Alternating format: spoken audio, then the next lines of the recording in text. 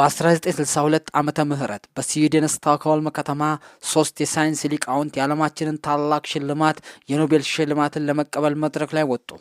ጄምስ ዋትሰን፣ ፍራንሲስ ክሪክ እና ሞሪስ ዊልኪንስ። ሽልማቱ የተሰጣቸው የህይወት ሚስጥር ማለትም የዲኤንኤ ቅርጽን በማግኘታቸው ነበር። መላው ዓለም አጨበጨበላቸው።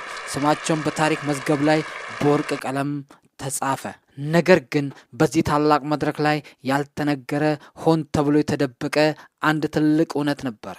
የእነዚህ ሶስት ሰዎች ግኝት የተመሰረተው በአንዲት ብልህ ሴት የተሰረቀ ስራ ላይ ነበር። ስሟ ሮዚላንድ ፍራንክሊን ይባላል። እሷ የህይወትን ሚስጥር አገኘች። እነሱ ግን ክብርና ሽልማቱን ወሰዱ። ዛሬ የምንነግራችሁ ታሪክ በሳይንሱ ዓለም ከተፈጸሙት እጅግ አሳዛኝ የክህደት፣ የጾታ መድሎና የጀግንነት ታሪኮች መካከል አንዱን ነው። ይህ የተሰረቀው የህይወት ሚስጥር ታሪክ ነው። ሮዚላንድ ፍራንክሊን የተወለደችው በ1920 በለንደን ከተማ በታወቀና ሀብታም የአይሁድ ቤተሰብ ውስጥ ነበር። ገና በልጅነቷ ጀምሮ ማሰብና መጠየቅ የምትወድ ልዩ አእምሮ ያላት ልጅ ነበረች። በወቅቱ ሴቶች ትምህርት ቤት ሄዶ ሳይንስ እንዲያጠኑ አይበረታቱም ነበር። ሴቶች ጥሩ ሚስትና እናት እንዲሆኑ ብቻ ነበር የሚጠበቀው። ነገር ግን ሮዚላንድ ይህን አልተቀበለችም። በ15 ዓመቷ ሳይንቲስት መሆን እንደምትፈልግ ወሰነች። አባቷ መጀመሪያ ላይ ባይስማማም እሷ ግን በጽናት ታገለች። በታዋቂው ካምብሪጅ ዩኒቨርሲቲ ገብታ የኬሚስትሪ ትምህርቷን በሚያስገርም ውጤት አጠናቀቀች። በሁለተኛው ዓለም ጦርነት ወቅት ስለ የድንጋይ ከሰል ወይም ኮል ጥልቅ ምርምር በማድረግ የጋዝ ጭንብሎች ወይም ጋስ ማስክስ በተሻለ ሁኔታ እንዲሰሩ ትልቅ አስተዋጽኦ አበርክታለች። ይህ ስራዋ በ26 ዓመቷ የዶክትሬት ዲግሪዋን እንድታገኝ ረድቷታል። ከጦርነቱ በኋላ ሮዚላንድ ወደ ፈረንሳይ ፓሪስ አቀናች። እዚያም ኤክስሬ ክሪስታሎግራፊ የተባለውን ውስብስብ ቴክኖሎጂ ተማረች። ይህ ቴክኖሎጂ በአይን የማይታዩ እጅግ ጥቃቅን ነገሮችን በኤክስሬ ጨረር አማካኝነት ፎቶግራፍ የማንሳት ጥበብ ነው። ፓሪስ ውስጥ በነበረችበት ጊዜ በጣም ደስተኛ ነበረች። ጓደኞችን አፍርታ በነፃነት ምርምሯን ታደርግ ነበር። ነገር ግን በ1951 በእንግሊዝ ኪንግስ ካሌጅ በዲኤንኤ ምርምር ላይ እንድትሳተፍ ጥሪ ቀረበላት። ወደ ሀገሯ እንግሊዝ ተመልሳ ኪንግስ ካሌጅ ስትገባ ግን የጠበቃት አቀባበል እጅግ ቀዝቃዛና አሳዛኝ ነበር። በወቅቱ በኮሌጅ ውስጥ ጥብቅ የጾታ መድሎ ነበር። ሴት ሳይንቲስቶች ከወንድ ሳይንቲስቶች ጋር በአንድ የምሳ ክፍል ውስጥ መመገብ እንኳ አይፈቀድላቸውም ነበር።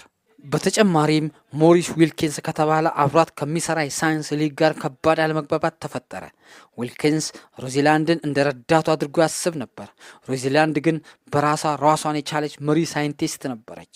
ይህ ግጭት የኋላኛው ታላቅ ክህደት መነሻ ሆነ።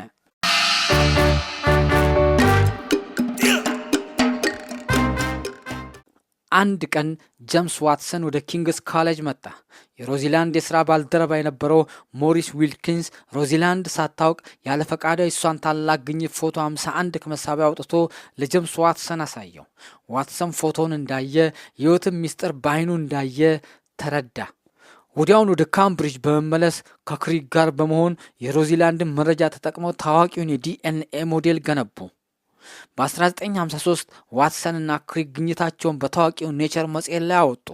ሮዚላንድም በዚሁ መጽሔት ላይ የራሷን ጽሑፍ ብታወጣም የእነሱ ስራ ከእርሷ መረጃ የተሰረቀ መሆኑን አታውቅም ነበር። ዓለም እነሱን እንደ ባለ ታሪክ አወደሳቸው። ከኪንግስ ካሌጅ የወጣችው ሮዚላንድ ሌላ የምርምር ተቋም በመግባት በቫይረሶች እንደ ፖሊዮ ባሉት ላይ ድንቅ ምርምሮችን አድርጋለች። ነገር ግን ለዓመታት ለኤክስሬ ጨረር መጋለጧ ዋጋ አስከፍሏታል። በ36 ዓመቷ የማፀን ካንሰር እንዳለባት ታወቀ። ከበሽታዋ ጋር እየታገለች ምርምሯን ብትቀጥልም ሚያዝያ 16 ቀን 1958 ዓመተ ምህረት ገና በ37 ዓመቷ እውነተኛው የህይወት ሚስጥር አግኚ ከዚህ ዓለም በሞት ተለየች።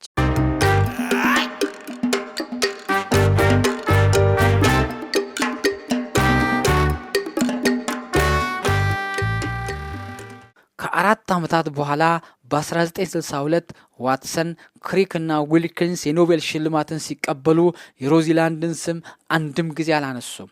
የኖቤል ሕግ ደግሞ ለሞተ ሰው ሽልማት አይሰጥም። ዛሬ ግን ዓለም እውነቱን አውቋል። የዘመናችን ሕክምና የዘረመል ወይም ጄኔቲክስ ጥናትና የኮቪድ ክትባት ሳይቀር መሰረታቸው ሮዚላንድ ፍራንክሊን ባነሳችው ፎቶ 51 ወይም ፎቶ 51 ላይ ነው።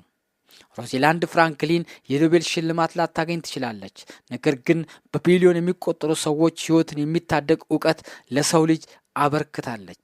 የሰው ልጅ ታሪክ እስካለ ድረስ ስሟ በክብር ሲጠራ ይኖራል። ውድ ተከታታዮቼ ቪዲዮውን ስለተመለከታችሁ አመሰግናለሁ። ይህንን የመሰለ አስገራሚ ታሪክ ሌሎችም እንዲያውቁት ቪዲዮውን ላይክ እና ሼር ማድረግ አይዘንጉ። ሰብስክራይብ በማድረግ የቻናላችን ቤተሰብ ይሁኑ። በሚቀጥለው አዲስ ታሪክ እስከምንገናኝ